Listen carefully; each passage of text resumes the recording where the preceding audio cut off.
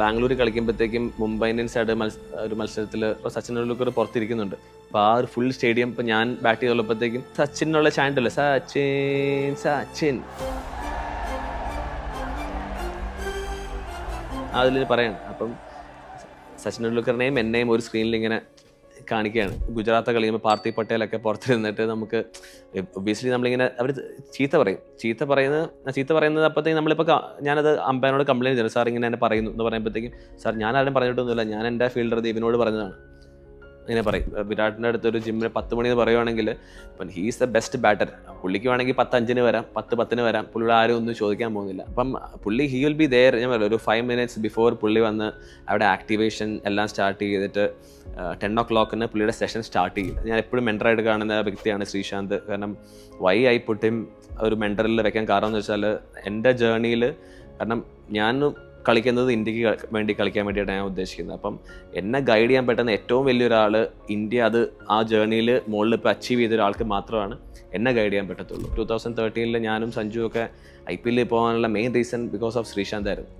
അപ്പോൾ ശ്രീശാന്താണ് നമ്മൾ രണ്ടുപേരെയും നമുക്ക് സെലക്ഷൻ മേടിച്ച് തരുന്നവരെ പുള്ളിയായിരുന്നു. അപ്പം അങ്ങനത്തെ ഒരു വ്യക്തി അവിടെ ഉള്ളതുകൊണ്ടാണ് നമുക്ക് ആ ഒരു സമയത്ത് നമുക്ക് സെലക്ഷൻ കിട്ടിയത്. പഞ്ചാബ് കളിക്കുമ്പോഴത്തേക്കും ക്വാർട്ടർ ഫൈനലിൽ അഗേൻസ്റ്റ് കളിക്കുമ്പോഴത്തേക്കും യുവരാജ് സിംഗ് കളിക്കുന്നു. ആ ഒരു സമയത്ത് സന്ദീപ് ശർമ്മ, ധോണി, മന്ദീപ് സിംഗ് അവരുടെ ഫുൾ സ്ക്വാഡ് കളിക്കുകയാണ്. അപ്പോൾ അവരെ നമ്മൾ തോപ്പിച്ചു. ആ മാച്ച് 100 അടിച്ചു. ആ മാച്ച് അപ്പം 100 അടിച്ചിട്ട് യുവരാജ് സിംഗിന്റെ ഗ്ലൗസ് എനിക്ക് ഓട്ടോഗ്രാഫ് ആയിട്ട് തന്നു. എനിക്കിപ്പോൾ മനസ്സിലാവും എന്തുകൊണ്ടാണ് വിരാട് കോഹ്ലി നേരത്തെ ടെസ്റ്റ് ക്രിക്കറ്റിൽ നിന്നൊക്കെ റിട്ടയർ ചെയ്യാനുള്ള മെയിൻ റീസൺ എനിക്കിപ്പോൾ മനസ്സിലാവും.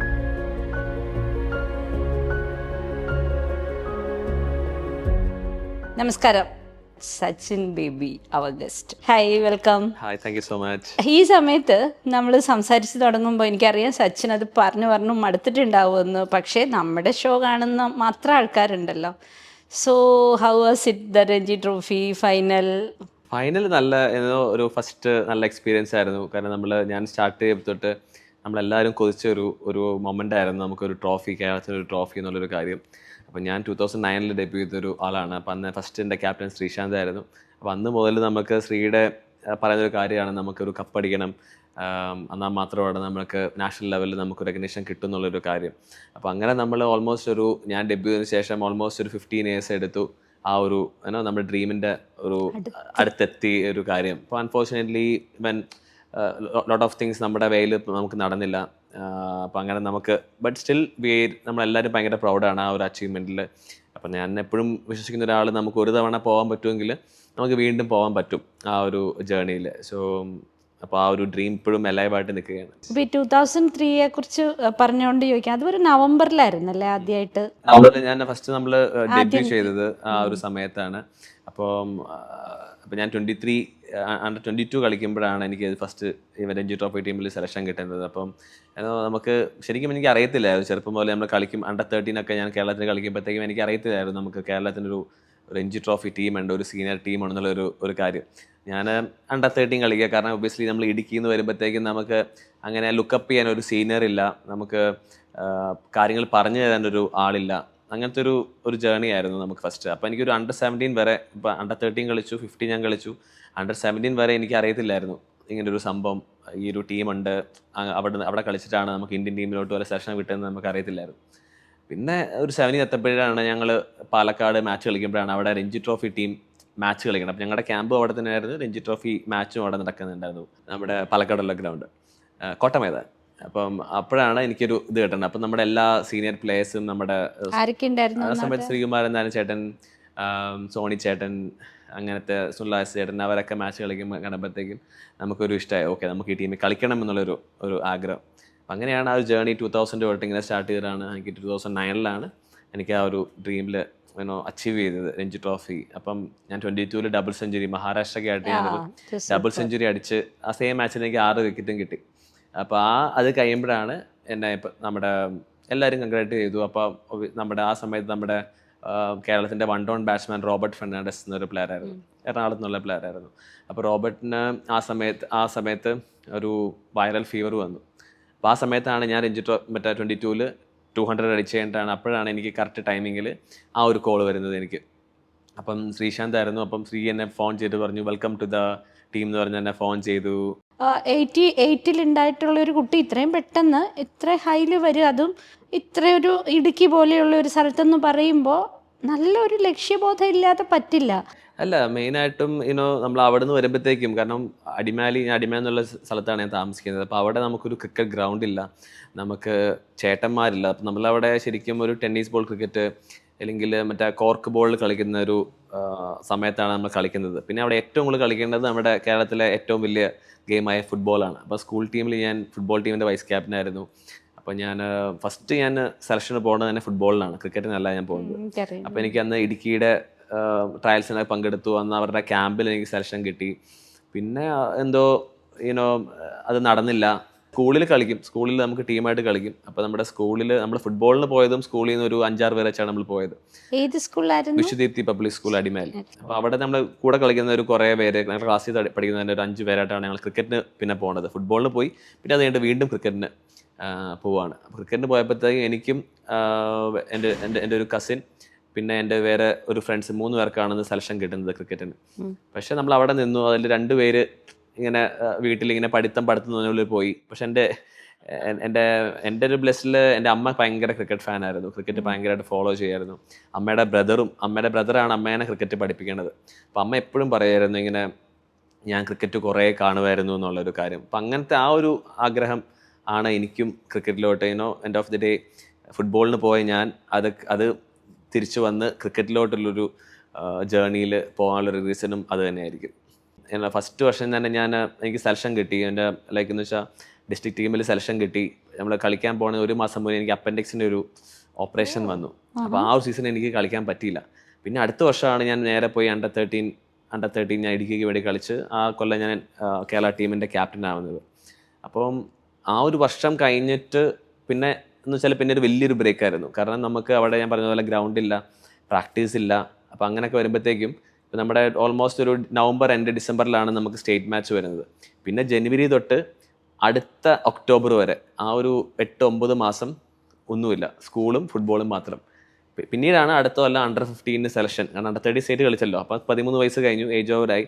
15 വേണ്ടിയിട്ടാണ് അടുത്ത വർഷമാണ് നമ്മൾ അതിന് പോണത്. 17 വയസ്സ് വരെ എനിക്ക് ഇങ്ങനൊരു സീനിയർ ടീം ഉണ്ട്, അല്ലെങ്കിൽ അത് കളിച്ചാലാണ് എനിക്ക് വേറെ ഇന്ത്യൻ ടീം കളിക്കാൻ പറ്റുമെന്നുള്ള ഒരു അറിയത്തില്ലായിരുന്നു എനിക്ക്. അപ്പോൾ ഞാൻ ആ ഒരു ക്രിക്കറ്റ് സീരിയസ് ആക്കി എടുത്തത് തന്നെ ഇവിടെ എറണാകുളത്ത് കോളേജ് വന്ന ശേഷമാണ്. ഡെയിലി പ്രാക്ടീസ് ചെയ്യാൻ പോകുന്നതും ഇങ്ങനത്തെ നമുക്ക് കളിക്കുവാണെങ്കിൽ ഇതൊക്കെ നമുക്ക് കിട്ടും എന്നുള്ളൊരു കാര്യം പഠിക്കണതും ഇവിടെ കോളേജ് ജോയിൻ ചെയ്തത് പിന്നെയാണ്. ഒരു പയ്യൻ അവൻ്റെ ജീവിതം ഇത്രയ്ക്കൊക്കെ അതിനെക്കുറിച്ച് മാത്രം ധാരണയുള്ളപ്പോൾ ക്രിക്കറ്റിന് വേണ്ടി അങ്ങ് ഒഴിഞ്ഞു വയ്ക്കുക എന്ന് പറയുന്ന അത്തരം ഒരു തീരുമാനത്തിന് വീട്ടുകാർ, സ്വയം കൂട്ടുകാർ അവരൊക്കെ പിന്തുണ നൽകിയോ? അതിൽ എന്നോട് പപ്പ ഒറ്റ കാര്യം പറഞ്ഞോളൂ. പപ്പ പറഞ്ഞു നമുക്ക് കളിയും പഠിത്തവും ഒരുമിച്ച് കൊണ്ടുപോകണം എന്നുള്ളൊരു കാര്യം. അപ്പോൾ പപ്പ അന്ന് പറഞ്ഞ ഒരു കാര്യം ഞാൻ എപ്പോഴും ഇത് ചെയ്യുന്നുണ്ട്. അപ്പം ഞാൻ ഈവൻ 10th എനിക്ക് മോശം 76% മാർക്ക് എനിക്ക് 10th കിട്ടി. ഈവൻ 12th മാർക്ക് കിട്ടി എനിക്ക്. ബിക്കോസ് ഓഫ് ഞാൻ കോളേജ് പഠിച്ചത്, ഞാൻ SS കോളേജിലാണ് പഠിച്ചത്, BCom കമ്പ്യൂട്ടർ ആപ്ലിക്കേഷൻ. അത് ഞാൻ പാസ്സായി. അതുകൊണ്ടാണ് എനിക്ക് ജോലി കിട്ടിയത്. ഞാൻ സെൻട്രൽ ഗവൺമെൻറ് എംപ്ലോയി ആണ്. ഏത് ക്രിക്കറ്ററും സ്റ്റഡി ഭയങ്കര ഇമ്പോർട്ടൻ്റ് ആണ്. കാരണം ഇപ്പം ഇപ്പോഴൊക്കെയാണ് നമ്മൾ പഠിക്കേണ്ടത്. നമ്മളിപ്പോൾ ഒരു ഇൻ്റർവ്യൂവിന് പോകുമ്പോഴത്തേക്കും ഇപ്പം ഒബ്വിയസ്ലി നമ്മൾ IPL പോയിട്ട് ഇല്ലെങ്കിൽ ഒരു ഇന്ത്യ A ടീം ഇല്ലെങ്കിൽ കേരള ടീമിൻ്റെ മാച്ച് വരുമ്പോഴും ഒരു മാൻ ഓഫ് ദി മാച്ച് അല്ലെങ്കിൽ പ്രസൻറ്റേഷൻ ചെല്ലുമ്പോഴത്തേക്കും അപ്പം അവിടെ കമ്മ്യൂണിക്കേഷൻ ഇല്ലെങ്കിൽ നമ്മൾ ബബ്ബ വയ്ക്കും. ഒബ്വിയസ്ലി അതുപോലെ തന്നെയാണ് ഹിന്ദി എന്തോ ഒരു ഇമ്പോർട്ടൻ്റ് ആണ്. നമ്മൾ കാരണം നമുക്ക് ഇവിടുത്തെ കേരളത്തിലെ ആൾക്കാർക്ക് അത്ര ഹിന്ദി എപ്പോഴും പ്രശ്നമായിട്ടുണ്ടോ ഹിന്ദി? കാരണം ഞാൻ പിടിച്ചു നിൽക്കും. അപ്പം അതുകൊണ്ട് ആ ബാലൻസ് ശരിക്കും എന്നെ കുറേ എൻ്റെ കരിയറിൽ ഹെൽപ്പ് ചെയ്തിട്ടുണ്ട്. ഈവൻ ജോബ് വൈസ് ആണെങ്കിലും കരിയർ വൈസ് ആണെങ്കിലും എല്ലാ വയസ്സിലും എന്നെ ഹെൽപ്പ് ചെയ്തു. ഇടയ്ക്ക് ഞാൻ ഇൻ്റർവ്യൂ പറയുന്നിട്ടു വിരാട് കോഹ്ലിയിൽ നിന്നാണ് ഞാൻ ഡിസിപ്ലിൻ എന്ന് പറയുന്നത് എന്താണെന്ന് പഠിച്ചതെന്ന്. ഡിസിപ്ലിൻ അല്ല, cricket is all about discipline ആണ് സംഭവം. അവൻ ക്രിക്കറ്റ് മാത്രമല്ല ഏതൊരു ഫീൽഡിലാണെങ്കിലും ഡിസിപ്ലിൻ ഭയങ്കര മസ്റ്റ് തന്നെയാണ്. അപ്പോൾ അത് ഞാൻ പഠിച്ചത് വിരാട്ടിൻ്റെ തന്നെയാണ്. കാരണം പുള്ളി ഫോളോ ചെയ്യുന്ന വർക്ക് എത്തിക്സ് എന്ന് വെച്ചാൽ ഇപ്പം നമുക്ക് അറിയാം, നമ്മൾ ഗ്രൗണ്ടിൽ മാത്രം ഡിസിപ്ലിൻ കാണിച്ചാൽ പോരാ. ഈവൻ നമ്മൾ കഴിക്കുന്ന ഫുഡിലായിക്കോട്ടെ, നമ്മൾ ചെയ്യുന്ന കാര്യങ്ങളായിക്കോട്ടെ, എന്താണെങ്കിലും നമുക്ക് ആ ഒരു ആ ഒരു ഫോർമുല ഫോളോ ചെയ്താൽ മാത്രമാണ് നമുക്ക് കരിയറിൽ നമുക്ക് ഒരു എക്സൽ ചെയ്യാൻ പറ്റത്തുള്ളൂ. അപ്പോൾ അത് കണ്ട് പഠിച്ചതെന്ന് വെച്ചാൽ പുള്ളിയുടെ നമ്മൾ കൂടെ ജിമ്മിൽ വർക്ക് ചെയ്യുമ്പോഴത്തേക്കും പുള്ളി ചെയ്യുന്ന കാര്യങ്ങൾ, അത് കഴിഞ്ഞ ശേഷം പുള്ളി കഴിക്കുന്ന കാര്യങ്ങൾ, അതെല്ലാം നമ്മൾ ക്ലോസ് ആയിട്ട് കാണുകയാണ്. ഈ ടൈമിങ്ങിൻ്റെ കാര്യത്തിൽ തന്നെ ഫോർ എക്സാമ്പിൾ ഇപ്പോൾ ഞാനിപ്പോൾ 4 പറഞ്ഞാൽ ഞാൻ 4 തന്നെ നമ്മളിവിടെ ഉണ്ടാവണം. അപ്പോൾ അതൊരു പ്രോമിസാണ്. ടൈമിങ് ഈസ് ലൈഫിലും ഭയങ്കര ഇമ്പോർട്ടൻ്റ് ആണ്. ഇപ്പം വിരാട്ടിൻ്റെ അടുത്തൊരു ജിമ്മിന് 10 മണി എന്ന് പറയുവാണെങ്കിൽ ഇപ്പം ഹീസ് ദ ബെസ്റ്റ് ബാറ്റർ. പുള്ളിക്ക് വേണമെങ്കിൽ 10:05 വരാം, 10:10 വരാം, പുള്ളിയുടെ ആരും ഒന്നും ചോദിക്കാൻ പോകുന്നില്ല. അപ്പം പുള്ളി ഹി വിൽ ബി ദെയർ. ഞാൻ പറയാം, ഒരു 5 minutes ബിഫോർ പുള്ളി വന്ന് അവിടെ ആക്ടിവേഷൻ എല്ലാം സ്റ്റാർട്ട് ചെയ്തിട്ട് 10 o'clock പുള്ളിയുടെ സെഷൻ സ്റ്റാർട്ട് ചെയ്യും. കാരണം 10 വന്നിട്ട് പുള്ളി വന്ന് വാമപ്പൊന്നും ചെയ്യല്ല. 10 he is ready to do എന്താണോ ട്രെയിനർ പറയുന്ന കാര്യങ്ങൾ ചെയ്യാൻ റെഡിയാണ്. അപ്പോൾ അതിന് മുന്നേ നമുക്ക് ജിമ്മിൽ വരുമ്പോൾ വാമപ്പ് ചെയ്യണം, നമ്മൾ കുറേ ആക്ടിവേഷൻസ് ചെയ്യണം, ടെറാ ബാൻഡ് വെച്ചുള്ള എക്സസൈസ് ചെയ്യണം, എല്ലാം ചെയ്യണം. അതൊക്കെ പുള്ളി ആ ഒരു 10 minutes മുന്നേ വന്നിട്ട് എല്ലാം ചെയ്തിട്ടാണ് he will be ready for the session. അപ്പോൾ ആ ഒരു 20 minutes 30 minutes ഉണ്ടാവും. ആ കറക്റ്റ് സമയത്ത് പുള്ളിയുടെ പരിപാടി കണ്ട് പോകും. അപ്പോൾ നമ്മളത് കാണുമ്പോൾ എന്താ, നമ്മൾ 10 എന്ന് പറയുമ്പോൾ 9:15 ആകുമ്പോഴത്തേക്ക് അവിടെ വന്നിട്ട് നോക്കുമ്പോഴത്തേക്കും പുള്ളി ചെയ്യാൻ റെഡിയാണ്.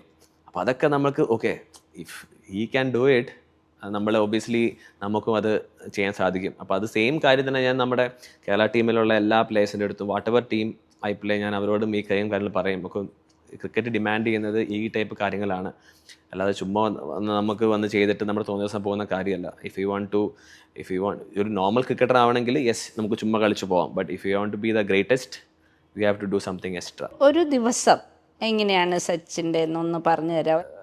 എൻ്റെ അടുത്ത് VVS ലക്ഷ്മൺ സാറ് പറഞ്ഞ ഒരു വലിയൊരു പോയിന്റാണ്, ഒരു ക്രിക്കറ്റർ ഒരു ദിവസം മിനിമം 6 to 7 hours പ്രാക്ടീസ് ചെയ്യണം എന്നുള്ളൊരു കാര്യം. എന്നാൽ മാത്രമാണ് ഹി ക്യാൻ. കാരണം പുള്ളി പറഞ്ഞൊരു 10,000 hours ഒരു കാര്യം പറഞ്ഞു. So daily if you practice for 6 to 7 hours, അപ്പോൾ ആവറേജ് 6 hours നോക്കുവാണെങ്കിൽ എത്ര അവേഴ്സ് എടുക്കും ആ 10,000 hours മീറ്റ് ചെയ്യാൻ.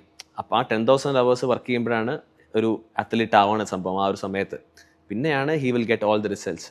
അപ്പോൾ ഞാൻ നോക്കിയപ്പോൾ രാവിലെ നമ്മൾ അത്രയും നേരത്തെ എണീച്ചാൽ മാത്രമാണ്. കാരണം എൻ്റെ ഒരു ബിലീഫ് എന്ന് വെച്ചാൽ, ഞാൻ വർക്കൗട്ട് ചെയ്യുന്ന സമയത്ത് എൻ്റെ കോമ്പറ്റീറ്റേഴ്സ് ഉറങ്ങുമായിരിക്കും. അപ്പോൾ എനിക്ക് എപ്പോഴും അവിടെ ഒരു അപ്പർ ഹാൻഡ് ദൈവം തരും. ഞാൻ എപ്പോഴും മെൻറ്ററായിട്ട് കാണുന്ന വ്യക്തിയാണ് ശ്രീശാന്ത്. കാരണം വൈ ഐ പുട്ട് ഹിം ഒരു മെൻറ്ററിൽ വെക്കാൻ കാരണം എന്ന് വെച്ചാൽ, എൻ്റെ ജേർണിയിൽ, കാരണം ഞാൻ കളിക്കുന്നത് ഇന്ത്യക്ക് വേണ്ടി കളിക്കാൻ വേണ്ടിയിട്ടാണ് ഞാൻ ഉദ്ദേശിക്കുന്നത്. അപ്പം എന്നെ ഗൈഡ് ചെയ്യാൻ പറ്റുന്ന ഏറ്റവും വലിയൊരാൾ ഇന്ത്യ, അത് ആ ജേർണിയിൽ മുകളിൽ ഇപ്പോൾ അച്ചീവ് ചെയ്ത ഒരാൾക്ക് മാത്രമാണ് എന്നെ ഗൈഡ് ചെയ്യാൻ പറ്റത്തുള്ളൂ. സോ ഐ ആസ്ക്ഡ് ഹിം കുറേ കാര്യങ്ങൾ ഞാൻ ചോദിച്ചു, ഹീ ഷുഡ് ഗൈഡ് മീ. അപ്പോൾ പുള്ളി പറഞ്ഞ കാര്യങ്ങളാണ്, you have to get up early, ഈ 5 മണിക്ക് എണീച്ചിട്ട് you have to do meditation, visualisations, നമുക്ക് എക്സസൈസ്, പ്രാക്ടീസ് എല്ലാം ചെയ്യണം. അപ്പം അങ്ങനെ നോക്കിയാൽ മാത്രമാണ് നമുക്ക് ഒരു 6 hours നമുക്ക് ഡെയിലി നമുക്ക് മീറ്റ് ചെയ്യാൻ പറ്റുള്ളൂ.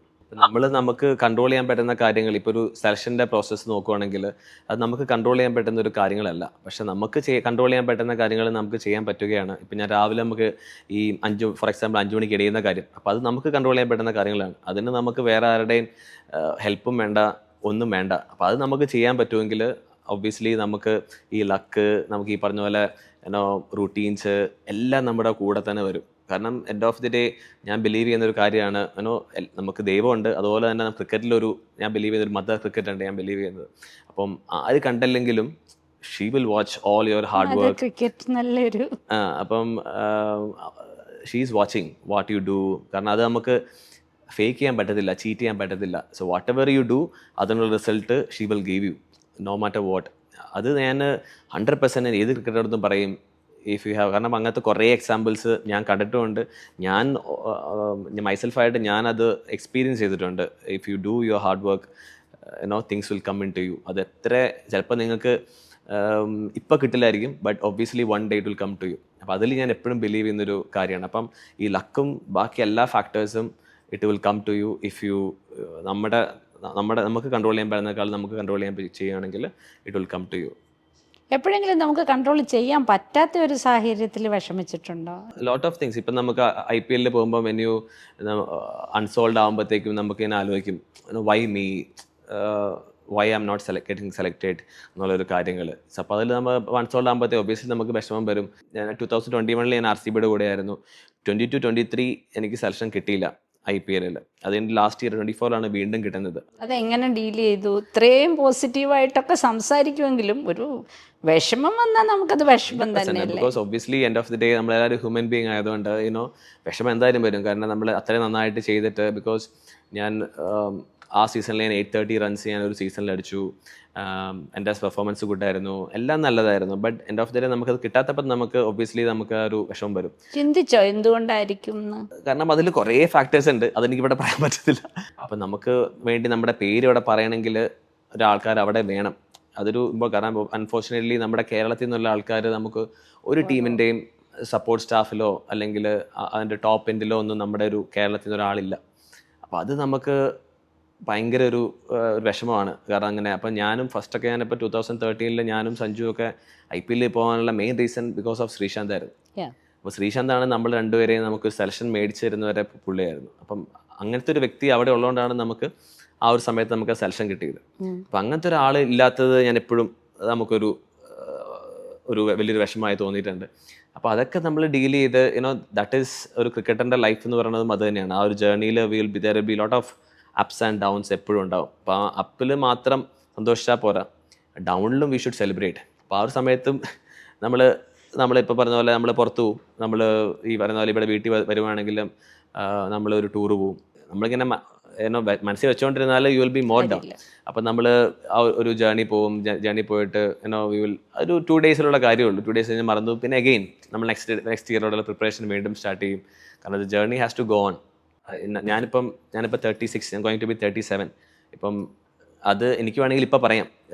ഇന്ത്യയിൽ ലോട്ട് ഓഫ് ക്രിക്കറ്റേഴ്സ് ഒരു 32, 33 ആകുമ്പോഴത്തേക്കും they call it off, bye പറഞ്ഞിട്ട് പോകും. ബിക്കോസ് അതെന്ന് വെച്ചാൽ ഞാനിപ്പം എനിക്ക് ഞാൻ എപ്പോഴും ആലോചിക്കായിരുന്നു വൈ അവരെന്തുകൊണ്ടാണ് നിർത്തി പോകുന്നത് എന്നുള്ള കാര്യം. ഇപ്പോൾ എനിക്ക് മനസ്സിലായി തുടങ്ങി വൈ ദേ ആർ ഗോയിങ് എന്നുള്ള കാര്യം. അതിൻ്റെ മെയിൻ റീസൺ എന്ന് പറഞ്ഞാൽ ഈ ഒരു ഡീമോറലൈസേഷനാണ്. എന്ന് വെച്ചാൽ 36 വയസ്സായിടാ നിർത്തിക്കൂടെ, ഇനി എന്തിനാണ് യങ്സ്റ്റേഴ്സിന് ചാൻസ് കൊടുക്കുക എന്നുള്ള കാര്യം. അപ്പോഴത്തേക്കും ഞാൻ ചോദിക്കും യങ്സ്റ്റേഴ്സൊക്കെ എന്താണ് ചെയ്തത്, അതുകൊണ്ട് ചോദിക്കും. എൻ്റെ സ്കോറും അവരുടെ സ്കോറും കൂടെ ഒന്ന് കമ്പയർ ചെയ്യും, എന്നിട്ട് പറ യങ്സ്റ്റേഴ്സ് എന്താണ് ചെയ്തതെന്നൊക്കെ അങ്ങനെ ഞാൻ ചോദിക്കും. അപ്പം അപ്പോഴത്തേക്കും അപ്പം ഞാൻ ചോദിച്ചു, എനിക്ക് ആൻസർ കിട്ടി വൈ എന്തുകൊണ്ടാണ് അവർ നിർത്തി പോകുന്നുള്ള ഒരു കാര്യം. അപ്പം ഞാൻ അറ്റ് ദ ഏജ് ഓഫ് 36 ഞാൻ IPL കംബാക്ക് എടുത്തൊരു വ്യക്തിയാണ്. Lot of things are there. പക്ഷെ അതൊന്നും നമുക്ക് കാരണം എനിക്ക് PR വർക്കൊന്നും സ്വന്തമായിട്ട് ഇല്ലാത്തതുകൊണ്ട് ആരും ഒന്നും പറയത്തില്ല. അപ്പോൾ കാരണം ആരും എന്നെ പുറത്ത് പറയത്തില്ല ഇങ്ങനത്തെ കാര്യങ്ങളൊന്നും. അപ്പോൾ അങ്ങനത്തെ ഈ കുറേ ഇൻസിഡൻ്റ് ആയപ്പോഴത്തേക്കും എനിക്ക് തോന്നി തുടങ്ങി ഉള്ളിൽ ഇനി എന്തിനാന്നുള്ളൊരു കാര്യം. ബട്ട് ഒബ്വിയസ്ലി നമ്മുടെ മെൻറ്റർ ശ്രീശാന്ത് ആയതുകൊണ്ടും he is to push me, bro you are a champion, ഇതൊക്കെ ഒന്നുമല്ല എന്ന് പറഞ്ഞിട്ട് ഹീസ് പുഷ് മീ അഗെയിൻ.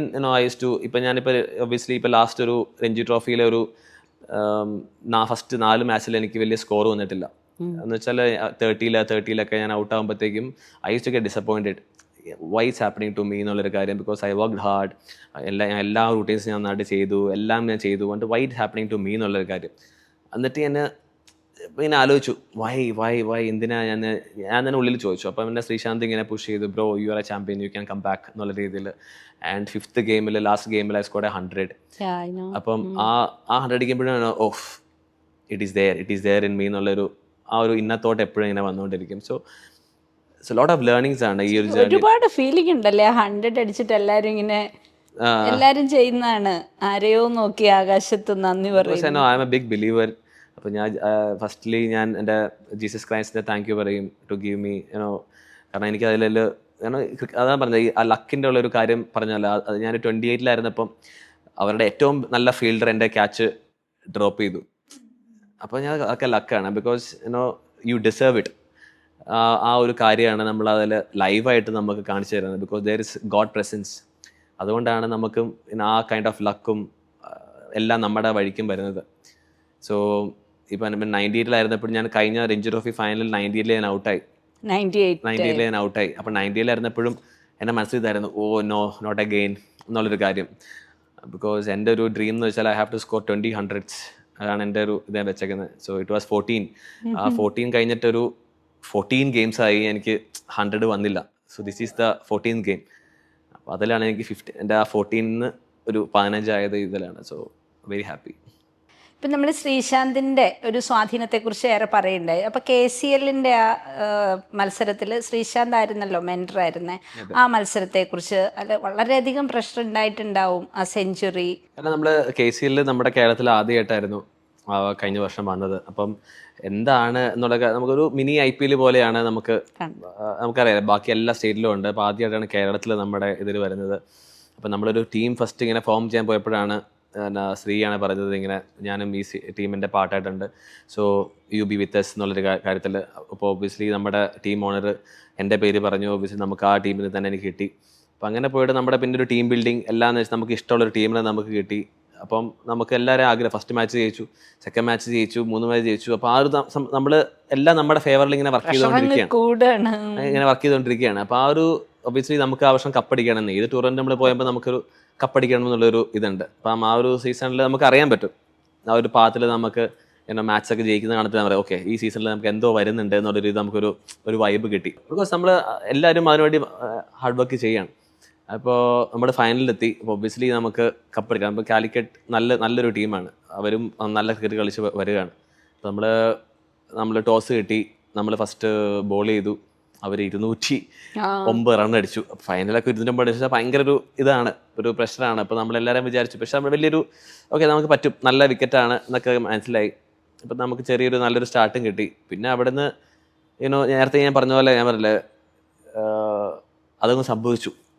അത്രയാണ്. ഞാനിപ്പോൾ തിരിഞ്ഞു നോക്കുമ്പോഴത്തേക്കും ഞാൻ അത് കഴിഞ്ഞിട്ട് ഒരാഴ്ച ഞാൻ രാവിലെ ഫസ്റ്റ് എണീക്കുമ്പോഴത്തേക്കും എൻ്റെ ഫസ്റ്റ് തുടങ്ങി നമ്മൾ കപ്പടിച്ചോ അങ്ങനെയായിരുന്നൊരു ഫീലിംഗ്. ബിക്കോസ് ആ ഒരു ഇന്നിങ്സ് ഞാൻ എപ്പോഴും കാണുന്നത് വെച്ചാൽ ഒരു പ്രസൻസ് അവിടെ ഉണ്ടായിരുന്നു എന്നുള്ളതാണ് എൻ്റെ ഒരു ഇത്. കാരണം ഇറ്റ് വാസ് മീൻറ്റ് ഫോർ മീ എന്നുള്ള രീതിയിലായിരുന്നു ഒരു കാര്യം.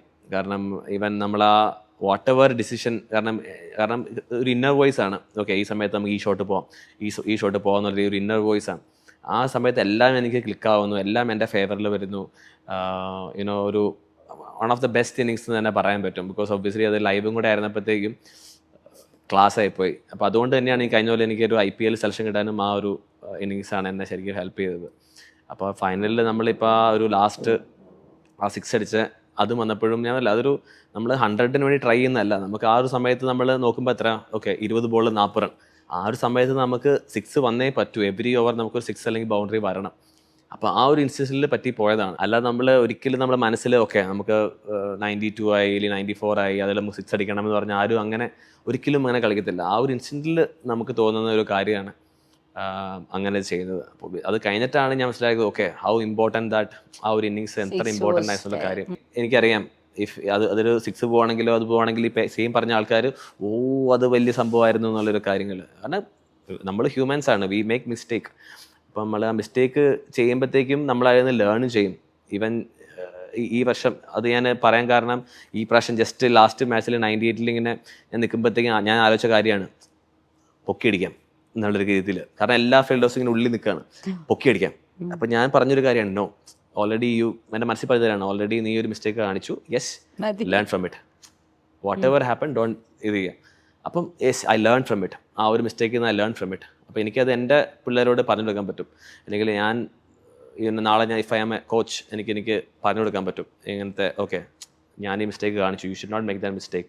ഇപ്പം ഈ 98 വരുമ്പോഴത്തേക്കും what all things you have to do. കാരണം ആ ഒരു സമയത്ത് വരുമ്പോഴത്തേക്കും യു ആർ അണ്ടർ പ്രഷർ.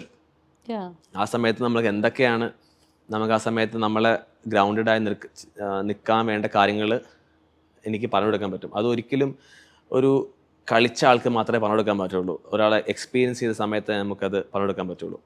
അപ്പം ലോട്ട് ഓഫ് പീപ്പിൾ ഇങ്ങനെ ഈ പറഞ്ഞ പോലെ ബ്ലെയിം എടുത്തിട്ട് വൺസ് ഞാൻ SS സ്കൂളിൽ ഈ സെയിം ഒരു ഇൻസിഡൻറ്റ് ഉണ്ടായിട്ടുണ്ട്. ഞാൻ SS കോളേജിൽ പഠിച്ചപ്പോൾ അപ്പോൾ ആ സ്കൂൾ ടീമിൽ ഇവരെന്തോ കോളേജ് കളിക്കാൻ പോയി, ഈവൻ ഗോളിയായിരുന്നു. അപ്പോൾ ഗോളി ആയപ്പോഴത്തേക്കും ലാസ്റ്റ് ഗോൾ ഇവൻ്റെ മിസ്റ്റേക്ക് കൊണ്ട് ഗോളായി, കളി തോറ്റു ഇവർ. അപ്പോൾ എല്ലാവരും ഇവനെ ബ്ലെയിം ചെയ്തു, എടാ നീ ചെയ്യായിരുന്നു കാര്യം, കളി തോപ്പിച്ചത്. കാരണം അതെല്ലാം കേട്ടിട്ട് ഹി ട്രൈഡ്, ഈ പറഞ്ഞ പോലെ സൂയിസൈഡ് അവൻ ട്രൈ ചെയ്തു. അതെന്തോ പെട്രോൾ ഒഴിച്ചോ, I don't know real story. അപ്പോൾ ഇങ്ങനത്തെ ഒരു സാധനം ഞാൻ കേട്ടു. അപ്പം സ്പോർട്സിലുള്ള കാര്യമാണ്. ബിക്കോസ് നമുക്ക് ക്രിക്കറ്റിൽ നമുക്ക് അങ്ങനത്തെ ക്ലാസ്, നമുക്ക് ഈ മെൻ്റൽ കണ്ടീഷനിങ് ക്ലാസ് നമുക്ക് കിട്ടും. ആൻഡ് ഇപ്പോൾ എനിക്കത് നമുക്ക് എന്തൊരു പ്രശ്നം വന്നാലും ഓവർകം ചെയ്യാമെന്നുള്ളൊരു ധൈര്യം നമുക്കുണ്ട്. എൻ്റെ ഒരു ബിലീഫ് എന്ന് വെച്ചാൽ ഇപ്പോൾ എന്തൊരു പ്രശ്നം വന്നു അത് 5 years ലാസ്റ്റ് ചെയ്യുകയാണെങ്കിൽ മാത്രമാണ് അതൊരു പ്രശ്നമാവത്തുള്ളൂ. അല്ലെങ്കിൽ അതൊരു പ്രശ്നമല്ല. 5 years നിങ്ങൾക്ക് ഈ പ്രശ്നം നിങ്ങൾക്ക് ഉണ്ടെങ്കിൽ അതാണ് നിങ്ങളുടെ പ്രശ്നം. 5 yearsൻ്റെ ഉള്ളിലാണെങ്കിൽ അതൊരു പ്രശ്നമല്ല. ഇറ്റ് ഹാപ്പൻസ്, അതൊക്കെ മാറിക്കോളും. പിന്നെ ഞാൻ എപ്പോഴും പറയുന്ന ഒരു കാര്യം, എന്ത് പ്രശ്നം വന്നാലും നോക്കാടാ മനസ്സിൽ നിന്ന് പറയും നോക്കാം, ഇതൊക്കെ നമ്മൾ എത്ര കണ്ടേക്കണം എന്നുള്ളൊരു ഇത്. അപ്പോൾ അതുകൊണ്ട് it happens, it happens, it will happen again also, but you have to be consistent, positive. Go on. ഈ ജേർണിയിൽ ഇതൊക്കെ ഇറ്റ് വിൽ കം.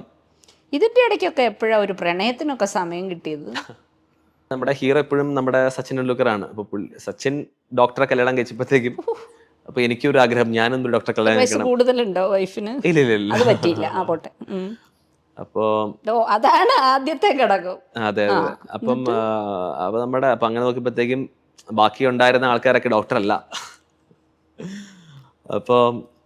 അപ്പോൾ ഓക്കെ ഇങ്ങനെ ഒരാൾ വന്നപ്പോഴത്തേക്ക് ക്രിസ്ത്യനാണ്, എല്ലാം കൂടെ ഡോക്ടറായി, എല്ലാം കൂടെ അപ്പം നമ്മുടെ ഒരു ഇതിൽ വന്നു. അപ്പം ഒബ്വിയസ്ലി ഞാൻ 27 ആയി. ആ ഒരു സമയത്താണ് you have to get hitched എന്നുള്ളൊരു സംഭവം. പിന്നെ എല്ലാം എൻ്റെ സമയത്ത് നടക്കുമെന്ന് പറഞ്ഞ പോലെ ആ സമയത്ത് ഭാര്യയ്ക്ക് നിർബന്ധം ഉണ്ടായിരുന്നോ അങ്ങനെ? അല്ല, അവൾക്ക് അറിയത്തില്ലായിരുന്നു അങ്ങനെ ക്രിക്കറ്റ് ഒന്നും വലിയായിട്ട് അറിയത്തില്ലായിരുന്നു. പിന്നെ വന്നിട്ടാണ് പഠിച്ചത്. പഠിച്ചാലാണ് പ്രശ്നം. പഠിക്കുമ്പോഴാണ് ഈ പ്രശ്നം എന്ത് പറ്റി. ഇപ്പം സെയിം അഗൈൻ എൻ്റെ മോന് ചോദിച്ചു തുടങ്ങി, എന്താ റൺ അടിച്ചില്ല, എന്താ പറ്റണേ ചോദിച്ചു തുടങ്ങി. എവിടെ നിന്നാണ് ഈ ഡോക്ടറെ കണ്ടത്? ഞാൻ നമ്മുടെ ഒരു ഫാമിലി ഫംഗ്ഷനിൽ വെച്ച് കണ്ടതാണ്.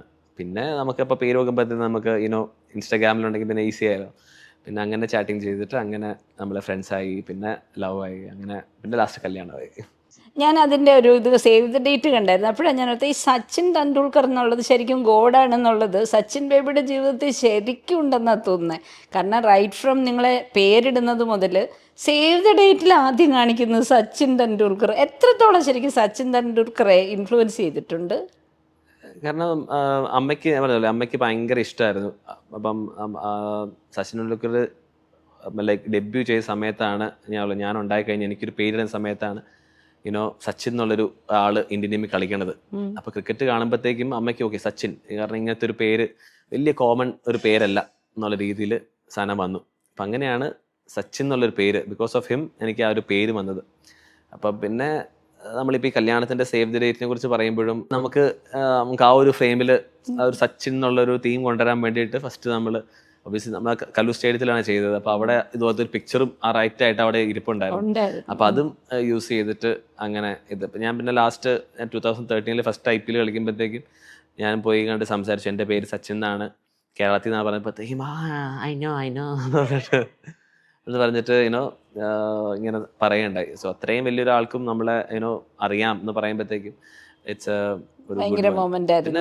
പിന്നെ നമുക്ക് ചെയ്ത കാര്യങ്ങള്, കളിക്കുന്ന കാര്യങ്ങള്. സച്ചിൻ ടെണ്ടുൽക്കറിന്റെ എന്തെല്ലാം കാര്യങ്ങളാ ഈ സച്ചിൻ ശ്രദ്ധിച്ചിട്ടുള്ളത്, അല്ലെങ്കിൽ അത് എൻ്റെ ജീവിതത്തിൽ അഡാപ്റ്റ് ചെയ്യണം എന്നാലോചിച്ചിട്ടുള്ളത്? മെയിനായിട്ടും അദ്ദേഹം ഭയങ്കരമായിട്ട് അദ്ദേഹത്തിൻ്റെ കിഡ് ബാഗ് ഒക്കെ ഭയങ്കര അദ്ദേഹം ശ്രീശാന്തിൽ നിന്ന് പറഞ്ഞൊരു കാര്യമാണ്. കിഡ് ബാഗ് ഒക്കെ ഭയങ്കര, ഇപ്പം നമ്മൾ പാഡ് വെക്കുന്ന ഒരു രീതി, ബാറ്റ് വെക്കുന്ന ഒരു രീതി, അച്ചടക്ക ഭയങ്കരമായിട്ട് ഡിസിപ്ലിൻ, എല്ലാം പ്രോപ്പറായിട്ടാണ് വെക്കത്തുള്ളൂ. നമ്മൾ കൊണ്ട് ഗ്ലൗസ് കൊണ്ട് ഇങ്ങനെ ഇടുക ഇതൊന്നുമല്ല. അപ്പോൾ നമ്മളൊരു കിഡ് ബാഗ് പാക്ക് ചെയ്യുമ്പോൾ നമുക്കൊരു കിറ്റ് ബാഗിൻ്റെ ഏത് ക്രിക്കറ്ററിൻ്റെ കിഡ് ബാഗ് നോക്കുമ്പോൾ അറിയാം ഈസ് ഡിസിപ്ലിൻ ഓർ നോട്ട് എന്നുള്ള കാര്യം. കറക്റ്റായിട്ട് നമ്മൾ എല്ലാ കാര്യങ്ങളും ഓർഡറിലായിരിക്കും വെക്കേണ്ടത്. അത് ഞാൻ പഠിച്ചൊരു കാര്യമാണ്. കാരണം നമ്മൾ നമ്മുടെ കാര്യങ്ങൾ ടേക്ക് കെയർ ചെയ്യുകയാണെങ്കിൽ they will take care of you എന്നുള്ള കാര്യം. അപ്പോൾ നമ്മളൊരു ബാറ്റാണെങ്കിൽ പോലും ഷൂ ആണെങ്കിൽ പോലും ഭയങ്കര ചെളി പിടിച്ച് ഇരിക്കാതെ ചുമ്മാ, കാരണം നമ്മൾ ഷൂ ഒക്കെ നമ്മൾ എല്ലാ സ്ഥലത്തും ഗ്രൗണ്ടിലായിക്കോട്ടെ ബാത്റൂമിലായിക്കോട്ടെ എല്ലാം നമ്മൾ ഇടുന്ന ഒരു ഷൂ ആണ്. അപ്പോൾ അത് ഒരിക്കലും, കാരണം എൻഡ് ഓഫ് ദി ഡേ നമ്മുടെ ബ്രെഡ് ആൻഡ് ബട്ടർ നമ്മുടെ കിഡ് ബാഗാണ്. സോ അത് നമ്മൾ ടേക്ക് കെയർ ചെയ്തില്ലെങ്കിൽ, കാരണം അതും നമ്മൾ ടേക്ക് കെയർ ചെയ്യില്ല. അപ്പോൾ അതെല്ലാം നല്ലൊരു കവറിലാക്കി നല്ല ഫോം ചെയ്ത് ബാറ്റൊക്കെ പൊട്ടാത്ത രീതിയിൽ ഒരു സൈഡിൽ വെച്ച് ഗ്ലൗസും എല്ലാം ഇങ്ങനെ ഒരു ഓർഡറിൽ വെക്കുന്നത്, അത് ഞാൻ ശരിക്കും സച്ചിൻ ടെണ്ടുൽക്കർ. പിന്നെ ഞാൻ പറഞ്ഞ ഈ ദ വേ ഹി ബാറ്റ്സ്, ഇപ്പം പറഞ്ഞല്ലോ, ഇപ്പം കുറേ തവണ ഇപ്പം ഓസ്ട്രേലിയയിലൊക്കെ പോയിട്ട് ഈ കവർ ഡ്രൈവ് അടിച്ച് ഔട്ട് ആകുമ്പോഴത്തേക്കും, കാരണം ഒരു തവണ പുള്ളി ഒരു മാച്ചിൽ കവർ ഡ്രൈവ് അടിച്ചിട്ടേ ഇല്ല. അതൊരു ബാറ്റിംഗ് ഡിസിപ്ലിനാണ്. അതൊക്കെ ഞാനും ക്രിക്കറ്റിൽ ഇപ്പോൾ ഞാൻ ചെയ്തിട്ടുണ്ട്, പലതവണ ചെയ്തിട്ടുണ്ട്. ബാംഗ്ലൂർ കളിക്കുമ്പോഴത്തേക്കും മുംബൈ ഇന്ത്യൻസ് ആയിട്ട് ഒരു മത്സരത്തിൽ സച്ചിൻ ടെണ്ടുൽക്കർ പുറത്തിരിക്കുന്നുണ്ട്. അപ്പോൾ ആ ഒരു ഫുൾ സ്റ്റേഡിയം ഇപ്പം ഞാൻ ബാറ്റ് ചെയ്തുള്ളപ്പോഴത്തേക്കും സച്ചിനുള്ള ചാൻഡല്ലോ, സച്ചിൻ സച്ചിൻ അതിൽ പറയണം. അപ്പം സച്ചിൻ ടെണ്ടുൽക്കറിനെയും എന്നെയും ഒരു സ്ക്രീനിൽ ഇങ്ങനെ കാണിക്കുകയാണ്. അപ്പം ആ സമയത്ത് നമ്മുടെ അയ്യോ ഇത് ഞാനല്ലേ ഇതിലിങ്ങനെ വലിയ സ്ക്രീനിൽ കാണിക്കാം. എതിർ നിൽക്കുന്ന ബോളറോ നിങ്ങളുടെ എതിർ ടീമിലെ ഒരാൾ വരുന്നു, നിങ്ങളെ നൈസായിട്ടൊന്ന് ചൊറിയുന്നു, നിങ്ങൾ ഭയങ്കരമായിട്ട് ചൂടാവുന്നു, അതോടെ നിങ്ങളുടെ ബാലൻസ് പോകുന്നു. അതിനെയൊക്കെ ഓവർകം ചെയ്യേണ്ടി വന്നിട്ടുണ്ടോ? അങ്ങനെ ഏതെങ്കിലും അനുഭവം ഉണ്ടോ? എല്ലാവരും എന്നെ ഇങ്ങനെ ഒരു ചേട്ടാ ചേട്ടാ എന്ന് വിളിക്കുന്ന ഒരു, ഇവൻ പുറത്തത്തെ ടീമിലാണെങ്കിലും അവർ റെസ്പെക്റ്റോടെ കാണുന്ന ഒരു പ്ലെയറാണ്. അല്ലാതെ ചെറുപ്പത്തിലൊക്കെ ഒബ്വിയസ്ലി നമ്മളിപ്പം ഗുജറാത്ത് കളിക്കുമ്പോൾ പാർത്ഥിവ് പട്ടേലൊക്കെ പുറത്തിരുന്നിട്ട് നമുക്ക് ഒബ്വിയസ്ലി നമ്മളിങ്ങനെ അവർ ചീത്ത പറയുന്നത് അപ്പോഴത്തേക്കും നമ്മളിപ്പോൾ ഞാനത് അമ്പയറിനോട് കംപ്ലയിൻറ്റ് ചെയ്തു, സാർ ഇങ്ങനെ എന്നെ പറയുന്നു എന്ന് പറയുമ്പോഴത്തേക്കും, സാർ ഞാൻ ആരും പറഞ്ഞിട്ടൊന്നുമില്ല, ഞാൻ എൻ്റെ ഫീൽഡർ ദീപിനോട് പറഞ്ഞതാണ് ഇങ്ങനെ പറയും. അഗെയിൻ തിരിച്ചു വരുമ്പോഴത്തേക്കും ഇത് തന്നെ പറഞ്ഞുകൊണ്ടിരിക്കും. അപ്പം മനസ്സിലായി നമുക്കതും ഈ പറഞ്ഞ പോലെ കൺട്രോൾ ചെയ്യാൻ പറ്റുന്ന കാര്യങ്ങളാണ്. ഒബ്വിയസ്ലി അവർ എന്തായാലും ബോൾ ചെയ്യുമ്പോഴത്തേക്കും പറയത്തില്ല. അപ്പോൾ ആ ഒരു സമയത്ത് നമ്മൾ ഇപ്പം നമ്മുടെ ആ ഒരു സ്പേസ് നമ്മുടെയാണ്. ഇപ്പം നമുക്ക് അങ്ങോട്ട് നടക്കാം, ബോൾ റെഡി ആകുമ്പോൾ ഇവിടെ തിരിച്ചു വരാം, അങ്ങനെ. അപ്പം ഞാൻ അങ്ങനെ ചെയ്തു തുടങ്ങി. പിന്നെ പിന്നെ കളിച്ച് കഴിയുമ്പോഴത്തേക്കും നമുക്കത് യൂസ്ഡ് ആവും. ചില കോപ്പറായി കാണുമ്പോഴത്തേക്കും ദേഷ്യം വരും. ചിലതൊക്കെ വലിയ മറ്റേ എന്നെക്കാളും കൂടുതൽ മാച്ചസ് കളിച്ച പ്ലേയേഴ്സൊക്കെ ആണെന്ന് അവർ വിചാരിക്കുമ്പോഴത്തേക്കും ഞാൻ പറയും, നീ കുറച്ച് ഞാൻ നോട്ട് ഔട്ടായി അത്രയെങ്കിലും മാച്ച് നീ കളിക്കുക, എന്നിട്ട് സംസാരിക്കുക. ഒബ്വിയസ്ലി ഞാൻ അങ്ങനെ ആരോടും പറയാറില്ല. ഞാൻ ഒരു ചീത്ത വേർഡ് പോലും ഞാൻ ഒരു പ്ലെയറിലെയും ടീമിലാണെങ്കിലും ഞാൻ പറയത്തില്ല. അങ്ങനത്തെ ഞാൻ അങ്ങനെ പറയണമെങ്കിൽ അത്രയും മോശമായിട്ട് ചിലവർ വലിയ ആളാവാൻ നോക്കുന്നൊക്കെ പറയില്ല. ആ സമയത്ത് ഞാൻ പറഞ്ഞിട്ടുണ്ട്. മിക്ക ക്രിക്കറ്റേഴ്സും ഭാര്യ അവിടെ ഇരുന്ന് കാണുന്നുണ്ട്. അതുകൊണ്ട് അത് പ്രത്യേകിച്ച് വിരാട് കോഹ്ലിയൊക്കെ ഭാര്യ നിങ്ങളുടെ ടീമിൻ്റെ കൂടെ വന്നു കഴിഞ്ഞാൽ നിങ്ങൾക്കത് ഭയങ്കര ഡിസ്ട്രാക്ഷൻ ആവുമോ? ഇല്ല. കാരണം ബിക്കോസ് ഇപ്പോൾ എനിക്ക് മനസ്സിലാവും. കാരണം നമ്മൾ ഇത്രയും പ്രഷറും ഇത്രയും എല്ലാം നമുക്ക്, കാരണം ടെസ്റ്റ് ക്രിക്കറ്റിൽ ഒബ്വിയസ്ലി നമ്മളൊരു 6 മണിക്കൂർ രാവിലെ ഒരു 7:30 ആകുമ്പം റൂമിൽ നിന്ന് പോയാൽ തിരിച്ച് റൂമിൽ എത്തുമ്പോഴത്തേക്കും 6 മണിയാവും. അത്രയും ദിവസം നമ്മൾ ഫുൾ വെയിലും കൊണ്ടും, കാരണം ഈ പ്രഷറും എല്ലാം കഴിഞ്ഞിട്ട് നമ്മൾ തിരിച്ചു വരുമ്പോഴത്തേക്കും നമ്മുടെ റൂമിൽ if you have wife kids ഒക്കെ ഉണ്ടെങ്കിൽ നമ്മൾ ഭയങ്കരമായിട്ട് ഫ്രീ ആവും. ആരും ഇല്ലെങ്കിൽ ഒറ്റയ്ക്കാണെങ്കിൽ വീണ്ടും ഈ സെയിം കാര്യം ആലോചിച്ച് വീണ്ടും തല ഭ്രാന്താവും. അതൊക്കെ ഭയങ്കര ഇതാവും. പക്ഷേ ഇത് ചില ആൾക്കാർക്ക് പറഞ്ഞാൽ മനസ്സിലാവത്തില്ല. കാരണം ഒബ്വിയസ്ലി ഇപ്പം BCCI അങ്ങനത്തെ ഒരു സംഭവം കണ്ടെന്നു, ഇങ്ങനെ ഫാമിലിനെ കൊണ്ടുപോകാൻ പാടില്ല കുറച്ച് ദിവസം. എനിക്കിപ്പോൾ മനസ്സിലാവും എന്തുകൊണ്ടാണ് വിരാട് കോഹ്ലി നേരത്തെ ടെസ്റ്റ് ക്രിക്കറ്റിൽ നിന്നൊക്കെ റിട്ടയർ ചെയ്യാനുള്ള മെയിൻ റീസൺ എനിക്കിപ്പോൾ മനസ്സിലാവും എന്തുകൊണ്ടായിരിക്കും. കാരണം ഇതൊക്കെ ആയിരിക്കും അതിൻ്റെ റീസൺ എന്ന് ഞാൻ ആലോചിക്കുന്നുണ്ട്. കാരണം അത്രയും കളിച്ച് കഴിഞ്ഞിട്ടും ആ ഒരു പ്രഷറിലും if you don't have a family with you, ഇപ്പം ഭയങ്കര ഒരു മിസ്സിങ് തന്നെയാണ്. ഇപ്പം ഞാൻ തന്നെ ഇപ്പോൾ ഒരു മാസമായി ഞാൻ വീട്ടിൽ നിന്ന് വിട്ട് മാറി നിന്നിട്ട്. അപ്പം അത്രയും സമയത്തും എൻ്റെ മോനെ മിസ് ചെയ്യുന്നു, വൈഫിനെ മിസ് ചെയ്യുന്നു, വീട് മിസ് ചെയ്യുന്നു, പേരൻസിനെ മിസ് ചെയ്യുന്നു എന്ന് പറയുമ്പോഴത്തേക്കും ഇടയ്ക്ക് വെച്ച് അവരൊന്ന് കാണുമ്പോഴത്തേക്കും ഓക്കെ നമ്മളൊന്ന് മൈൻഡ് ഫ്രഷ് ആവുകയാണ്. നമ്മളങ്ങ് പറഞ്ഞു പോയി. വിജയ് ഹസാരെ ട്രോഫി എന്നുള്ളൊരു സംഭവം അതിൻ്റെ ഇടയ്ക്ക് നമ്മൾ വിട്ടുപോയെന്ന് തോന്നുന്നു. ക്രിക്കറ്റിൻ്റെ ഒരു വലിയൊരു ഫോമാറ്റാണ് 50 ഓവേഴ്സ്. അപ്പോൾ അതൊരു കേരളത്തിന് ലീഡ് ചെയ്യാൻ പറ്റി, കേരളത്തിൻ്റെ ഹൈസ്റ്റ് റൺ ഗെറ്റർ ആവാൻ പറ്റി. അപ്പോൾ അതെനിക്ക് ഇഷ്ടമുള്ളൊരു ഫോമാറ്റ് കൂടിയാണ് 50 ഓവേഴ്സ്. T20 ടെസ്റ്റും എല്ലാം ഫേവറേറ്റ് തന്നെയാണ്. പക്ഷേ വിജയ് സാറെ നമുക്ക് അത്ര പേഷ്യൻസ് അല്ലെങ്കിലും നമ്മുടെ ഒരു പേഷ്യൻസ് ഗെയിമും പിന്നെ നമ്മുടെ ഒരു അഗ്രസീവ് സൈഡും കാണിക്കാൻ പറ്റുന്ന നല്ലൊരു ഫോമാറ്റാണ്. സോ നല്ല കുറേ എക്സ്പീരിയൻസ് ഉണ്ട്. വൺസ് നമ്മൾ ഫസ്റ്റ് ടൈം നമ്മൾ പഞ്ചാബ് കളിക്കുമ്പോഴത്തേക്കും ക്വാർട്ടർ ഫൈനലിൽ അഗെയിൻസ്റ്റ് കളിക്കുമ്പോഴത്തേക്കും യുവരാജ് സിംഗ് കളിക്കുന്നു.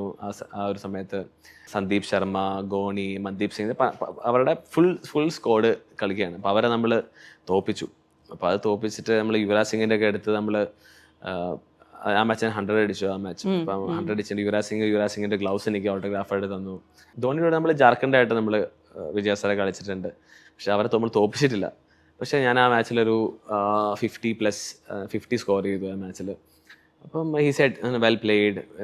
പിന്നെ നമ്മൾ IPL കാണുമ്പോഴാണെങ്കിലും ചോദിക്കും ഹൗ ആർ യു എന്നൊക്കെ കുറേ നല്ല സംസാരമെല്ലാം നമ്മൾ പറയുണ്ടായി രാജസ്ഥാൻ റോയൽസിലേക്ക് ശ്രീശാന്തിൻ്റെ ഒരു ഇതിൽ എത്തിയതിനെ കുറിച്ച്. അവിടെ ലോക പ്രശസ്ത താരങ്ങളാണ് മുന്നിലുള്ളത്. ആ ഒരു എക്സ്പീരിയൻസ്, ട്രയൽസ്, റൂമിലെ അനുഭവങ്ങൾ അത് നമ്മൾ ആദ്യമായിട്ട് നമ്മൾ IPL കളിക്കണം എന്നുള്ളൊരു ആഗ്രഹമായിട്ട് നമുക്ക് കിട്ടി.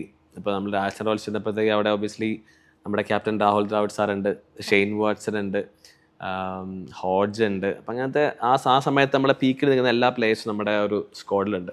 അപ്പോൾ ഒബ്വിയസ്ലി നമ്മളൊരു ചെറിയ പയ്യൻ ആ ഒരു സമയത്ത് ചെല്ലുമ്പോഴത്തേക്ക് നമുക്ക് അവരെന്തൊക്കെയാണ് ചെയ്യണത്, ഇത്രയും വലിയ കളിക്കണമെങ്കിൽ എന്തൊക്കെയാണ് ചെയ്യുന്നുള്ളൊരു ഇതാണ് ഫസ്റ്റ് ഞാൻ അവിടെ നോക്കുകയുണ്ടായത്. അപ്പം ഒബ്വിയസ്ലി ദ്രാവിഡ് സാറിനെ കുറിച്ച് നമുക്കറിയാം എന്തൊക്കെയാണ്. He's A very discipline cricketer എന്നൊക്കെ നമ്മൾ കുറേ കേട്ടിട്ടുണ്ട്.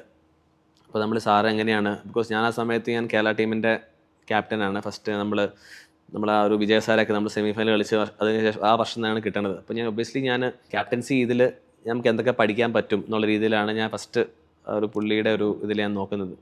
പിന്നെ ഷെയ്ൻ വാട്സണൊക്കെ ആയിക്കോട്ടെ, അവർ നെറ്റ്സിൽ എങ്ങനെയാണ് ബാറ്റ് ചെയ്യുന്നത്, എങ്ങനെയാണ് നമുക്ക് ക്രിക്കറ്റിൽ എക്സൽ ചെയ്യാൻ പറ്റും എന്നുള്ള കാര്യങ്ങളൊക്കെ നമ്മൾ ശരിക്കും ഒരു ക്വസ്റ്റ്യൻസാണ് എല്ലായിടത്തും പോയിട്ട് നമുക്ക് എങ്ങനെ ചെയ്യാൻ പറ്റും, ഇങ്ങനെ നമുക്ക് കളി ജയിക്കാൻ പറ്റും, അങ്ങനെ കുറേ നമ്മളൊരു ഉള്ളിലൊരു കിഡ് വരികയാണ്. എല്ലാവരും ചോദിക്കും എന്തൊക്കെയാണ് ചെയ്യാൻ പറ്റുന്ന കാര്യങ്ങളൊക്കെ. അവരെല്ലാം ഭയങ്കര ഒരു ഹെൽപ്പിംഗ് മെൻറ്റാലിറ്റി ആയിട്ട് ദേ യൂസ് ടു ടെൽ എന്തൊക്കെയാണ് ചെയ്യണം, you have to hard work എല്ലാം പുള്ളി അവർ പറഞ്ഞു തരും. അപ്പോൾ അതൊക്കെ ഭയങ്കര നല്ല എക്സ്പീരിയൻസ് ആയിരുന്നു. പിന്നെ 2013 കഴിഞ്ഞിട്ട് സ്ട്രേറ്റ് അവേ RCBയിൽ 2016 കളിച്ചപ്പോൾ അവിടെ ഷെയ്ൻ വാട്സൺ ഉണ്ടായിരുന്നു. അപ്പോൾ അത്രയും നമുക്ക് റിലേഷൻസ് ഉണ്ടാക്കുകയാണ്. അപ്പോൾ അതുകൊണ്ട് ഇപ്പോൾ കണ്ടാലും ഹീസ് ഒരു ഭയങ്കര നല്ലൊരു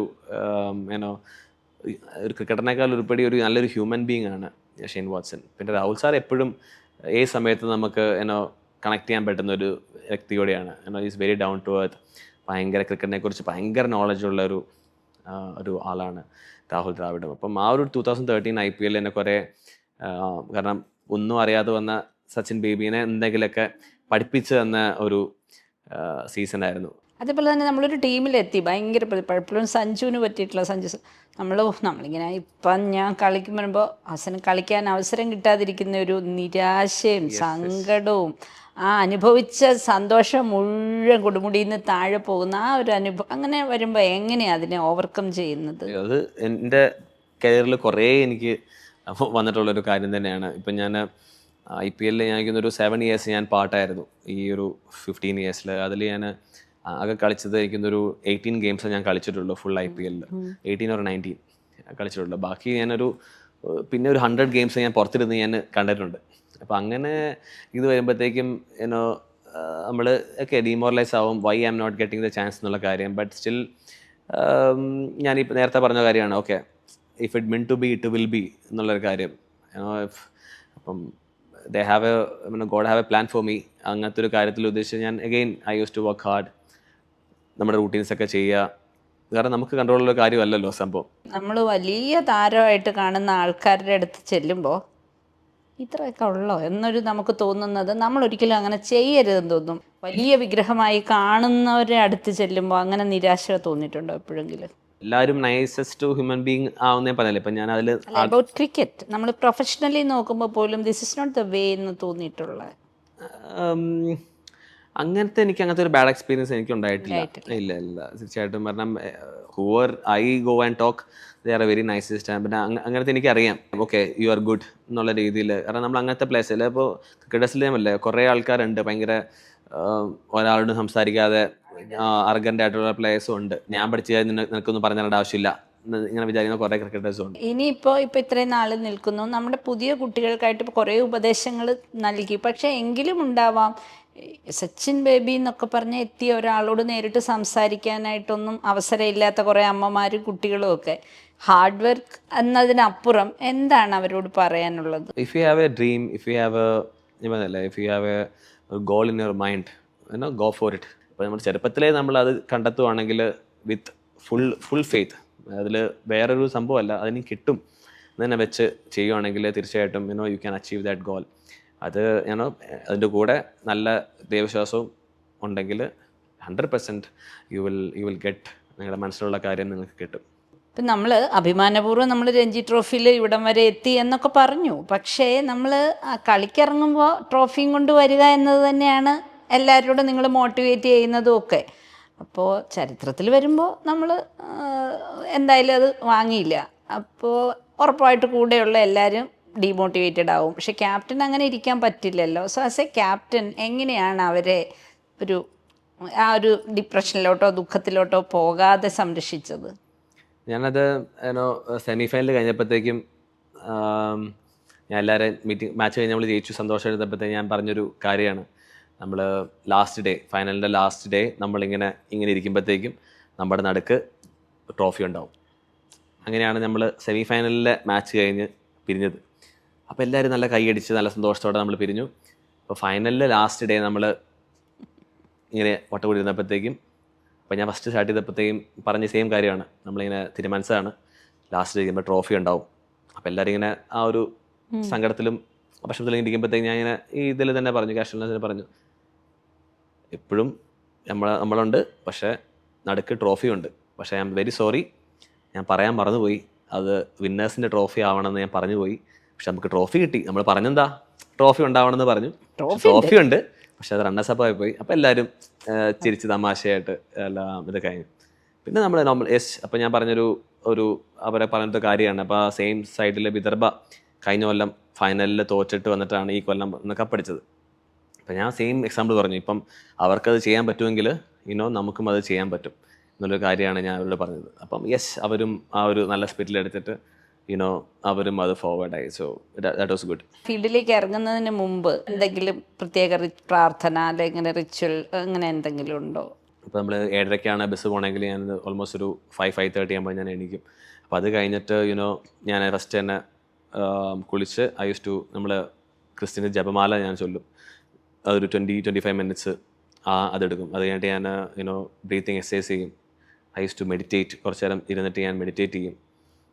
അതിനുശേഷം ഫുൾ ഡ്രസ്സ്, കാരണം വൈറ്റ്സ് എല്ലാം പാക്ക് ചെയ്തോ, അത് തലേദിവസവും തന്നെ പാക്ക് ചെയ്ത് റെഡിയാക്കി വെച്ചിരിക്കും. പക്ഷേ ബാഗിൻ്റെ തുള്ളു എല്ലാം വെച്ചിട്ട് ടു ഹാവ് എ ഗുഡ്, നല്ലൊരു ബ്രേക്ക്ഫാസ്റ്റ്, പ്രോട്ടീൻ റിച്ച് ബ്രേക്ക്ഫാസ്റ്റ് എല്ലാം കഴിച്ചിട്ട് to go to the ground. ഇത്രയും നമ്മൾ സംസാരിച്ചു കഴിഞ്ഞപ്പോൾ നമ്മൾ ശരിക്കും കണ്ടത് ഒരു നമുക്ക് തന്നെ ജീവിതത്തിൽ ക്യാപ്റ്റനാക്കാവുന്ന ഒരു നല്ലൊരു ഹ്യൂമൻ ബീയിങ്ങിനെയാണ്.